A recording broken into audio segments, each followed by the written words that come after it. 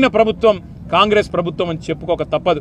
పేరు గొప్ప ఊరు దిబ్బ అన్నట్టు పేరుకేమో ప్రజాపాలన చేసేవేమో అన్ని అప్రజాస్వామిక పనులు అన్నట్టుగా ఇవాళ ఏకపక్షంగా పెద్దలు జగదీశ్వర్ రెడ్డి గారి గొంతు నొక్కడం అంటే ఇది జగదీశ్వర్ రెడ్డి గొంతు నొక్కడం కాదు, ఆయన ఒక్కడికి జరిగిన అవమానం కాదు.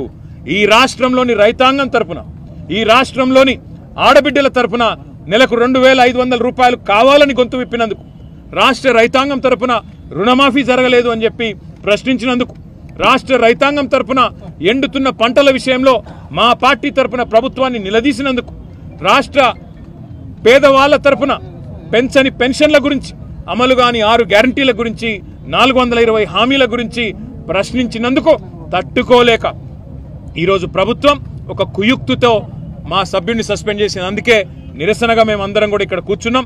ఇవాళ వాళ్ళు అనుకుంటా ఉన్నారు కేవలం ఒక గొంతు నొక్కినంత మాత్రాన, శాసనసభలో మా పార్టీ యొక్క సభ్యుడి యొక్క ప్రసంగానికి అంతరాయం కలిగించినంత మాత్రాన ఏదో సాధిస్తామని చెప్పి